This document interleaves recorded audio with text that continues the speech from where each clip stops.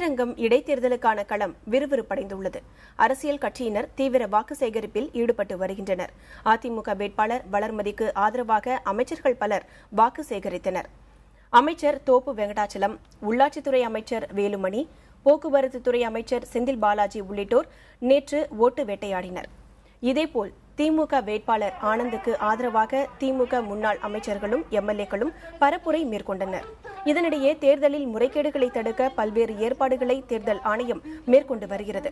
விதிமீறல் புகார்கள் மற்றும் கருத்துக்களை தெரிவிக்க ஆண்ட்ராய்டு அப்ளிகேஷன் அறிமுகப்படுத்தப்பட்டுள்ளது.